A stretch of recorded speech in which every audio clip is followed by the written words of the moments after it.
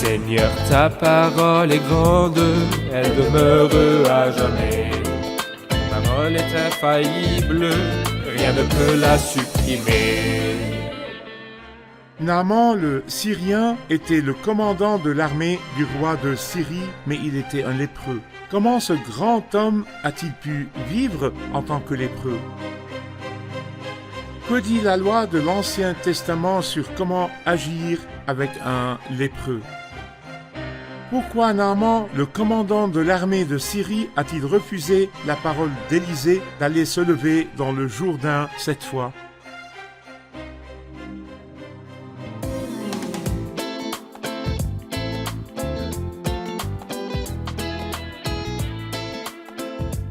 Bienvenue chers téléspectateurs, bienvenue à tous ceux qui nous regardent de partout dans le monde à un nouvel épisode de ce programme d'études quotidien Toute la Bible. Par la grâce de Dieu, nous espérons dans ce programme faire l'étude de toute la Bible livre par livre en l'espace de 5 ans. Donc si vous persévérez et vous restez avec nous dans tout le programme, vous aurez une étude biblique en 1300 épisodes en 5 ans. Nous sommes arrivés dans notre étude des livres de l'Ancien Testament au livre de 2 Rois. Il montre l'histoire du royaume d'Israël, le royaume du Nord, après la séparation. Nous sommes arrivés au chapitre 5. Je voudrais vous rappeler que dans le dernier épisode, nous avons étudié à propos d'Élisée, l'homme de la grâce qui faisait des miracles de grâce. Il nourrissait ceux qui ont faim et ressuscitait d'entre les morts.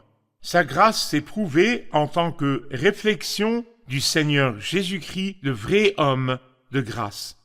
Je voudrais au début de l'épisode accueillir mes invités qui nous honorent de leur présence au studio, les serviteurs du Seigneur. Frère Khaled Philippos, bienvenue. Merci beaucoup. Frère Isaac Elia, bienvenue. C'est un honneur. Que Dieu vous Nous bénisse. accueillons aussi avec toute joie les jeunes qui sont présents avec nous au studio. Soyez les bienvenus. Frère Isaac, dans le chapitre 5, la Bible nous montre une autre histoire de grâce. Un homme qui ne fait pas partie du peuple de Dieu, il est de Syrie, un commandant de l'armée du roi de Syrie, ce qui veut dire qu'il est un homme de guerre, un grand homme, mais il était un lépreux. Parlez-nous un peu du chapitre 5 et de comment le grand commandant de l'armée pouvait être lépreux spirituellement. Dans cette dernière phrase, vous avez montré que la lèpre est une image du péché. C'est une maladie de la peau. Mais le péché, alors là, tout le monde est pareil. Car je reconnais mes transgressions et mon péché. C'est pourquoi, de même que par un seul homme le péché est entré dans le monde, et par le péché la mort, de même la mort a atteint tous les hommes parce que tous ont péché. Tous ont péché et sont privés de la gloire de Dieu. C'est une vérité fixe dans toute la Bible. Ce péché pourrait être dans une petite personne ou dans une grande, comme le ministre de la Défense de la Syrie, qui était en ce temps Naaman le Syrien. Mais ce qui est beau en tout cela est que la grâce de Dieu s'étend à tous. Si le péché est, il y a 3 mots dans l'épître aux Romains. Pas de différence. Oui, pas de différence. Dans Romains 3, pas de différence, tous ont péché et sont privés de la gloire de Dieu. Aussi en Romains 10, car la grâce de Dieu touche les Grecs et les Juifs de la même façon. Ça attire notre attention. C'est vrai que cet homme n'a pas cru la méthode simple de la guérison de sa lèpre, du salut de sa lèpre, de la guérison. Mais quand il a cru, il a été guéri. Cet homme était un non-juif et il a été purifié. Mais nous voyons après un juif qui a eu la lèpre. Et ceci est une image de dispensation ou symbolique de la réalité de ce qui est arrivé après la venue de Christ et sa rédemption. Il y avait des juifs qui croyaient en la parole de Dieu et ils étaient proches mais ils ont rejeté Christ. Donc ils ont eu la lèpre. La lèpre Comme Géasi, spirituelle, la vous lèpre voulez dire. spirituelle comme Géasi. Alors qu'il y avait des non-juifs comme nous qui ne font pas partie du peuple d'Israël ou de Dieu dans l'Ancien Testament. Mais ils ont accepté l'évangile par la grâce de Dieu. Ils ont été guéris de la lèpre du péché. Frère Khaled, Naaman le Syrien, le commandant de l'armée du roi de Syrie, était un lépreux. Comment la loi traite avec la lèpre dans la loi de l'Ancien Testament?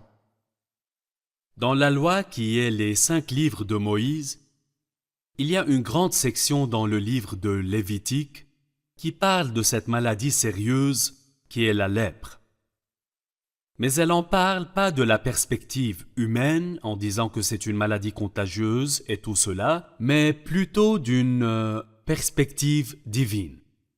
Dans ce chapitre, le Saint-Esprit a limité la présence du lépreux à l'extérieur de la ville parce que cette maladie se rapporte à l'impureté rituelle. En fait, l'impureté de la lèpre n'est pas l'impureté littérale, parce que si elle était liée à l'impureté littérale, la loi elle-même ne jugerait pas la pureté du lépreux le jour où la lèpre remplit son corps entier. Mais l'impureté ici est une impureté rituelle. Et je dirais l'impureté rituelle, ce qui veut dire qu'elle est liée à l'adoration, elle est liée à l'adoration en Israël. Et c'est une image de l'impureté morale et de l'impureté spirituelle qui affecte le péché. Comme l'a dit le frère Isaac, et comme vous avez montré que cette maladie est une image qui exprime la laideur du péché. D'abord, parce que cette maladie commence cachée. Et le péché commence caché, invisible, des péchés dans l'obscurité, et après il commence à être visible dans le monde. La lèpre se propage aussi très rapidement, et le péché est comme une pente glissante. Celui qui met le pied dedans et fait un pas de ce côté ne peut pas s'arrêter. Rapidement, le péché s'étend et il affecte tout dans son être intérieur et extérieur. Cette maladie est aussi une image du péché dans la déformation qu'elle cause pour le corps de l'homme. Et le péché ne détruit pas juste le corps, Mais l'esprit aussi. mais ça détruit aussi l'être intérieur. L'être moral intérieur que Dieu a créé un jour selon son image et sa ressemblance, le péché, défigure ceci. Cette maladie est aussi une image du péché car aucun être humain ne peut nous donner un remède exact.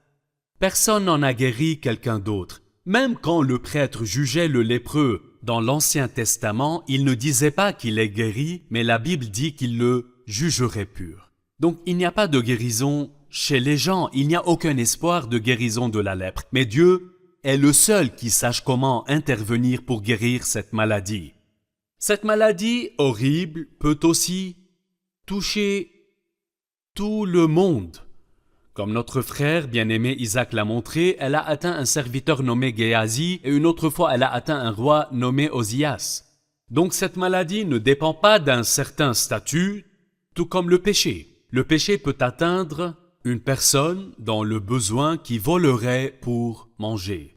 Et un homme important, un roi qui commettrait l'adultère comme David. Donc le péché n'a laissé personne ni grand ni petit. Cette maladie arrête aussi celui qui l'a d'être dans la présence de Dieu. Elle est arrêtée. Dans l'Ancien Testament, il n'a pas pu amener un sacrifice, il n'a pas pu adorer ni célébrer les 7 fêtes que Dieu a établies. Donc le péché éloigne l'homme de la présence de Dieu. Enfin, cette maladie amène à la mort. Comme nous l'avons entendu, et par le péché la mort, de même la mort a atteint tous les hommes. Donc vous avez présenté une similarité entre la lèpre et le péché. Le péché. Et c'est une maladie qui montre le péché. Oui. Et nous savons que la loi de l'Ancien Testament forçait le lépreux ou celui qui est atteint par la lèpre à s'isoler hors de la ville. Il couvrait sa bouche et se rasait les cheveux et criait « impur, impur » et il s'isolait et ne traitait pas avec les gens. Je lirai quelques versets au début du chapitre 5, puis nous prendrons une pause et nous reviendrons pour une question. Naaman, le chef de l'armée du roi de Syrie, jouissait de la faveur et de l'estime de son Seigneur, car c'était par lui que l'Éternel avait donné la victoire aux Syriens. Toutefois cet homme fort et vaillant était lépreux.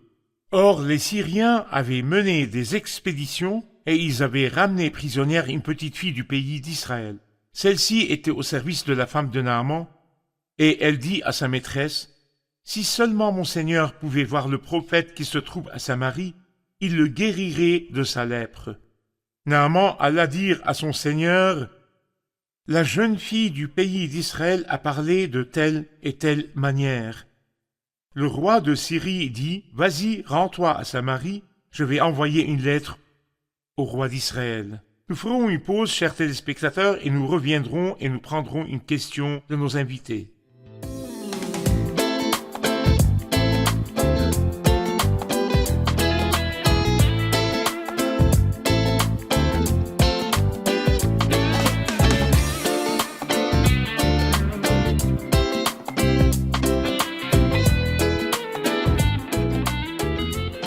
Nous sommes de retour, chers téléspectateurs, et nous prendrons donc une question de nos invités. Allez-y. J'ai une question concernant les versets que vous avez lus. Nous avons vu une fille, mais rien n'a été dit à son sujet. Nous aurions aimé en savoir plus sur elle et savoir ce qu'elle a fait. Parlez-nous de cette fille à l'identité inconnue. Personne ne sait rien à son propos, mais nous savons ce qu'elle a fait. Elle est une fille juive capturée qui vivait dans la maison de Naaman. Elle a trouvé le courage un de ces jours et a dit à sa maîtresse, « Si seulement mon Seigneur pouvait voir le prophète Élisée qui se trouve à Samarie, c'est Élisée donc, il le guérirait de sa lèpre. » Elle a livré le message de la grâce, de la bonne nouvelle. Bien qu'elle ne soit qu'une simple fillette, son nom n'a pas été mentionné, mais elle a très bien agi. Et ceci nous rappelle une autre fille qui a été capturée. C'est aussi une petite fille qui a atteint le sommet du trône, Esther. Elle était aussi la raison du salut de son peuple. Ceci nous montre quelque chose de très beau, quel que soit mon statut social, au haut de la société ou au bas de la société. Dieu place le croyant ici ou là pour qu'il témoigne, pour atteindre les gens que personne d'autre ne pourrait atteindre. Et c'est une invitation pour nous de témoigner, quel que soit votre travail, quel qu'il soit, le Seigneur est capable d'utiliser une phrase pour une grande bénédiction éternelle pour les âmes. Quelle que soit autour de vous. l'adversité aussi. Quelle que soit Daniel l'adversité. était prisonnier et il était une cause de bénédiction. À C'est vrai. Babylone, Joseph a aussi été vendu comme esclave et il était une bénédiction. Dieu m'a envoyé à vous. C'est vrai. Frère Khaled, quand Naaman a entendu ces nouvelles, il a demandé la permission du roi et a pris des lettres de recommandation au roi d'Israël et toute la délégation est allée et avait beaucoup de vêtements et de cadeaux pour la guérison qu'il pourrait recevoir. Dites-nous ce qui est arrivé après qu'il soit allé en Israël. Naaman était un homme très, très important, comme nous l'avons vu. Et il a eu une recommandation spéciale du roi d'Israël. Et bien sûr, c'était une erreur, parce que la guérison n'était pas à travers le roi d'Israël, mais elle était à travers le Dieu d'Israël, qui est représenté par l'homme de Dieu, Élisée, l'homme pauvre. Naaman a pris les lettres de recommandation du roi au roi et il est allé. Et bien sûr, Naaman s'est imaginé qu'il arriverait dans cette terre là-bas et qu'il lui jouerait l'hymne national, qu'il mettrait le tapis rouge et qu'il aurait une belle réception, spécialement comme il mettait beaucoup de pression sur Israël en ce temps-là. Donc il a pensé que le fait d'aller chez eux serait quelque chose de beau. Mais il a été surpris avec quelque chose de complètement différent. Quand il est allé chez Élisée, envoyé par le roi d'Israël, il a été surpris parce qu'Élisée lui a envoyé quelqu'un. Il n'est pas sorti parce qu'Élisée est l'homme de Dieu qui connaît la loi et sait qu'il ne doit pas traiter avec cet homme de n'importe quelle façon. Un lépreux. Donc il lui a envoyé quelqu'un qui lui a dit « Va au Jourdain et lave-toi dedans 7 fois et ta chair deviendra saine comme celle d'un petit enfant. » Il ne s'attendait pas à cela. Du tout. Spécialement car nous verrons plus tard que très souvent le Jourdain est très, très boueux. Boueux. Oui, exactement, il est boueux. En fait, il a eu 2 réactions. Tout d'abord, il s'est mis en colère, ensuite il a refusé. En titre de fait, si Naaman avait continué dans sa colère et son rejet, il aurait manqué la plus grande bénédiction.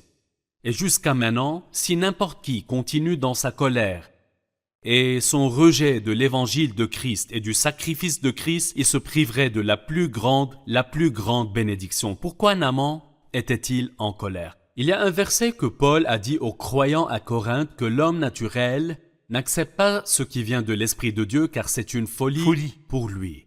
Il est plein de folie, donc il ne comprend pas les méthodes simples et les actions de Dieu quand il donne les bénédictions du salut. Et Naaman a refusé ceci après qu'il a été en colère.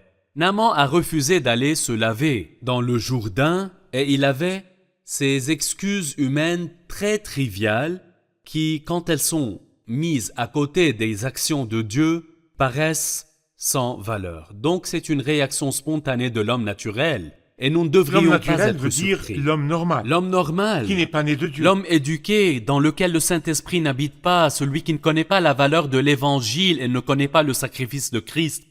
Nous ne devrions pas être surpris qu'au début, quand vous parlez à certaines personnes de Christ, elles se mettent en colère, elles pensent que nous les accusons d'être pécheresses. En fait, être pécheur n'est pas une accusation, mais être pécheur est un attribut propre à l'homme tant qu'il est sur terre, depuis le moment de sa naissance jusqu'à sa mort. Donc il doit admettre qu'il est un pécheur pour recevoir la bénédiction. C'est clair ici que Naaman était arrogant dans son cœur, c'est clair. Il était très en colère parce qu'Élisée n'est pas sorti pour lui parler, mais lui a envoyé un messager. Pourquoi devrais-je aller dans l'eau du Jourdain qui est presque pleine de boue comme ça? Parlez-nous de l'arrogance en général. Comment Dieu la voit et comment peut-elle arrêter le salut? Comment Dieu voit-il cela? Il le voit comme le péché de Satan. Si nous regardons ce que la Bible dit, Dieu s'oppose à l'orgueilleux. C'est vraiment étrange, frère Hayat. La Bible parle de l'amour de Dieu pour le pécheur. Et nous n'avons pas de verset qui dit que Dieu s'oppose au voleur, ou qu'il s'oppose à quiconque, bien que le Seigneur refuse tous ses péchés. Mais Dieu s'oppose à l'orgueilleux parce que le Seigneur n'aime pas le péché de l'orgueil. Mais il faut dire que l'orgueil est dans nos cœurs en tant qu'humains. Nous tous. Mais concentrons-nous sur l'orgueil. L'orgueil veut dire que vous êtes préoccupé par vous-même, et vous vous donnez plus de valeur qu'il ne le faut. Quand nous rencontrons Dieu dans les choses spirituelles, alors le premier point, qui est le salut, est vraiment difficile. Pourquoi? Eh bien, le Seigneur nous dit que nous sommes des pécheurs, et le Saint-Esprit combat avec moi et me réprimande. Je dis je suis mauvais, mais il y a des personnes qui sont pires que moi. Oui, j'ai commis des erreurs, mais pas tellement. Mes mensonges sont insignifiants. Mon cœur est blanc bien que ma langue soit un peu... Mais tout ça c'est des mensonges. Jusqu'à être convaincu. Dieu soit miséricordieux envers Je moi, suis un pécheur. Peut-être que notre frère Khaled a parlé de la lèpre en détail et dit que la lèpre n'a pas de guérison mais il y a une purification. Le lépreux devait être déclaré pur. Quand la lèpre le recouvre, l'un des cas de la purification, et quand la lèpre couvre tout le corps de l'homme, il est déclaré pur. C'est étrange. Non, ce n'est pas étrange. Quand je réalise que je suis un pécheur à 100%, il n'y a pas d'espérance et je ne suis pas bon, alors je suis très près du salut. Et Dieu ne donne pas le salut à un prix, mais il le donne au plus grand prix qu'il a payé, pas le prix que je paierai parce que je n'en ai pas les moyens.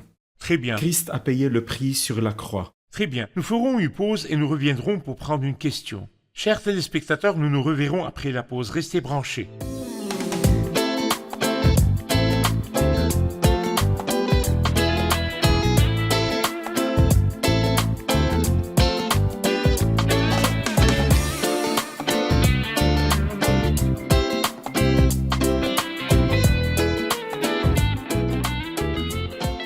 Nous sommes de retour, chers téléspectateurs, et nous prenons maintenant une question de nos invités. Quelle est votre question? Dans le chapitre qui est devant nous, verset 12, Naaman dit « Les fleuves de Damas, l'Abana et le Parpar ne valent-ils pas mieux que tous les cours d'eau d'Israël ?» Et il a raison sur ce point, spécialement car nous avons vu que le Jourdain est un fleuve boueux. Mais que signifie le refus de se laver dans le Jourdain? N'y a-t-il vraiment aucune autre alternative au fleuve du Jourdain? Il pouvait lui dire de revenir dans son pays et de se laver dans n'importe quel fleuve là-bas. Pourquoi le Jourdain spécifiquement? En fait, tout d'abord, le refus de Naaman est lié à son mépris pour le peuple. Il Alors, méprisait le peuple d'Israël. Exactement, il méprisait le peuple d'Israël, et les terres d'Israël étaient peu importantes à son avis. Deuxièmement, il a dit avant que le Jourdain n'était pas un bon fleuve, ce n'était pas le fleuve où l'on voudrait nager, non. C'était très difficile et c'était dangereux d'entrer dedans. Seulement au temps de la récolte, il est rempli jusqu'au riz. Rempli. Mais après cela... Dans toutes les autres saisons... Oui, il est vraiment très faible. Et c'est difficile, personne ne peut nager dedans. Ce n'est pas le meilleur fleuve pour l'homme. De plus, quand il a entendu parler du fleuve, il s'est dit, un fleuve, n'importe quel fleuve ferait l'affaire. Et nous en avons deux, les fleuves de l'Abana et de Parpar. Et quiconque pourrait lire une carte normale saurait que ces deux rivières sont très pures et très claires aussi. L'un d'eux a de l'eau constamment, c'est le fleuve d'Abana, et il est vraiment un très long fleuve. L'autre, le fleuve de Parpar, est appelé le fleuve tordu, et plus l'eau coule dans des endroits tordus, plus elle est pure et claire aussi. Donc s'il y a une rivière, disons que nous avons une rivière, elle n'est pas l'essentiel, mais c'est plutôt l'obéissance. Parfois, les gens pensent que la puissance est dans tout ce que nous faisons, ou que le salut est parce que nous nous repentons. Ce n'est pas juste parce que nous nous repentons, la repentance n'est pas le prix du salut, mais la repentance est un acte d'obéissance et une façon de recevoir le salut. Mais le salut est par la croix de Christ et le sang de Christ. Que représente le Jourdain? En fait, le Jourdain est la seule rivière au monde qui est tellement basse qu'elle est au-dessous du niveau de la mer. Et nous voyons ici une image qui reflète l'humilité de l'âme. Nous avons vu avec frère Isaac qu'il était orgueilleux. Ce n'est pas juste Naaman, mais tous les hommes. Le petit d'un âne sauvage naîtra comme un être humain. Il est laissé à ses propres devises et l'orgueil s'attache au cœur de l'enfant. Donc tout homme porte la graine de l'orgueil. Mais pour recevoir la bénédiction, il doit y avoir de l'humilité, et l'humilité aussi profonde que possible. Nous admettons que nous sommes pécheurs, que nous périrons, et que nous ne méritons que la mort. La mort est l'un des multiples sens du mot Jourdain. C'est comme si Naaman disait ici « je ne mérite rien ». Il Si s'est je condamné à mérite mort. exactement, Il se juge d'après si le je jugement mérite de quoi Dieu. que ce soit, c'est bien la mort. Et c'est là que l'homme se rapproche le plus possible de la bénédiction. Très bien.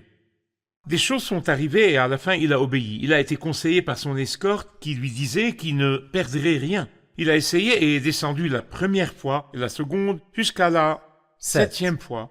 Et après cela, sa chair a été restaurée tout comme petit celle d'un enfant. petit enfant. Il a pensé que le Dieu d'Israël est comme tous les autres dieux qui donnent à un prix. Donc il voulait donner un cadeau à Élisée. Mais Élisée A a refusé. refusé. Qui se tenait près d'Élisée? Géasi. Géasi. Pourquoi as-tu manqué cette opportunité et l'as-tu refusé? Donc il a suivi Naaman, a pris le cadeau et avec il a pris la lèpre. Parlez-nous d'Élisée et de son refus de prendre quoi que ce soit pour la guérison, et de Géasi qui a voulu prendre ce cadeau. D'abord, frère Ayad, je pense que c'est vrai que Naaman avait la pensée païenne qui pense que Dieu a un prix, mais je pense qu'à ce moment, il a réalisé en offrant le cadeau à Élisée qu'il y a de grandes différences. La première différence est que les dieux païens ne l'ont pas vu, ou il aurait été guéri auparavant de sa lèpre. La deuxième chose est que les dieux païens demandent d'habitude un prix avant de donner. Nous avons vu avant celui qui a donné son premier-né, qui devait être roi, et cela n'a pas marché pour lui. C'est l'un des rois païens de Moab. Mais il a peut-être donné pour exprimer son appréciation. Il s'est dit qu'il devait remercier Élisée, l'homme qui a travaillé pour lui. Il fallait lui donner quelque chose, un cadeau. Élisée a refusé, parce que il représente la grâce de Dieu. Et la grâce de Dieu n'est pas donnée à un prix. Élisée aurait dû détruire la grâce s'il avait accepté. Ce n'est pas mauvais pour un serviteur d'accepter un don. Élisée lui-même a accepté l'hospitalité de la Sunamite. Mais le problème est quand ça devient le prix du ministère, donc combien ce ministère coûterait. Nous servons le Seigneur, et c'est lui qui récompense honorablement et préserve la dignité du Seigneur, la dignité du serviteur et du ministère. Tout ceci n'a pas été considéré par Géasi. Géasi s'est dit, il Géasi y a de était le l'argent. serviteur d'Élisée. Le serviteur d'Élisée. Géasi s'est dit que c'est plus d'argent qui nous est offert. Et toi, Élisée, si tu n'en as pas besoin, laisse-moi le prendre. Je veux dire que c'est vrai L'austérité. que tu aimes l'austérité. Tu n'as pas besoin de l'argent. Donc laisse-moi le prendre. Et à la fin, ce n'est rien. C'est une tunique, des vêtements et de l'argent. Vas-y, Géasi. Il s'est donc dit, je vais le prendre. Une personne honorable a dit un commentaire merveilleux. Peut-être que si Élisée voulait que son serviteur Géasi aille quelque part et lui demandait d'aller ici ou là, il répondit « Je suis fatigué ». Mais quand nous parlons d'argent, Il se dit, le Seigneur est vivant, j'y vais. oui, le Seigneur est vivant, il faut insérer le Seigneur là-dedans. Il se dit « Le Seigneur est vivant, j'y vais ». Il a pris, mais malheureusement, nous plaisantons, mais malheureusement, il a pris la lèpre d'un amant, le Syrien. Non seulement sur lui-même. Non, mais sur sa descendance pour toujours. Il a aussi amené le jugement à tous ses descendants. Le monde n'aimez pas le monde, ni ce qui est dans le monde. Le problème n'est pas dans ces choses, mais dans l'amour du monde. Le problème n'est pas dans l'argent, mais l'amour de l'argent est à la racine de tous les maux. Que Dieu nous garde. Que Dieu vous bénisse, nous révisons l'épisode avec nos invités. Nous savions que Naaman, le Syrien, le commandant de l'armée, était un lépreux. Et la loi de l'Ancien Testament nécessite que le lépreux soit isolé hors de la ville. Pourquoi était-il isolé? Il était isolé parce que la lèpre est un symbole de la corruption du péché, et non seulement du péché, mais c'est un symbole d'impureté. Et comme le système d'adoration dans l'Ancien Testament est un système rituel, donc l'impureté du lépreux est une impureté rituelle. Et quand elle infecte l'un, elle infecte le système en entier. C'est pour cela qu'il devait être isolé du reste du peuple. Pour qu'il n'affecte pas la pureté de l'adoration rituelle. C'est clair que le cœur de Naaman le Syrien était plein d'orgueil. Il a refusé le conseil d'Élisée de descendre dans l'eau du Jourdain. Je voudrais que quelqu'un me dise comment Dieu voit-il l'orgueil et comment l'orgueil peut-il arrêter le salut. Dieu est l'orgueil parce que l'orgueil était le péché de Satan qui a mené à sa chute. Et bien que la Bible soit remplie de versets qui parlent de Dieu qui aime le pécheur, nous lisons aussi Dieu s'oppose aux orgueilleux. Et comme le cheminement de l'homme avec Dieu commence toujours avec le salut, Il est toujours difficile pour l'orgueilleux, et nous avons tous cette graine d'orgueil, de recevoir son salut parce que le salut s'appuie à l'origine sur notre reconnaissance du fait que nous sommes pécheurs et que nous ne pouvons pas nous sauver nous-mêmes, et reconnaître ceci est difficile pour l'orgueilleux. Que Dieu vous bénisse. Merci, chers serviteurs du Seigneur. Merci Nous continuons beaucoup. notre Merci. discussion dans le prochain épisode.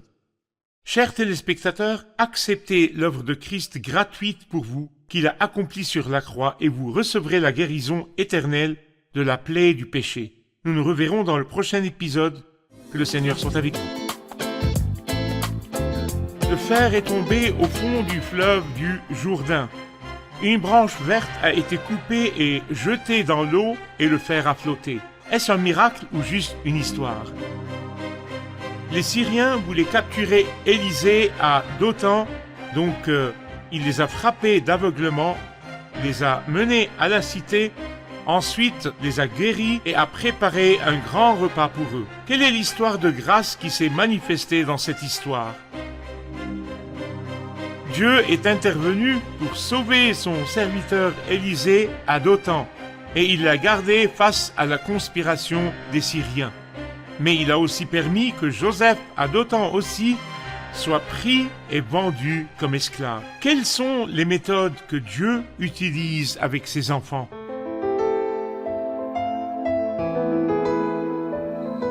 Seigneur, ta parole est grande, elle demeure à jamais. Ta parole est infaillible, rien ne peut la supprimer.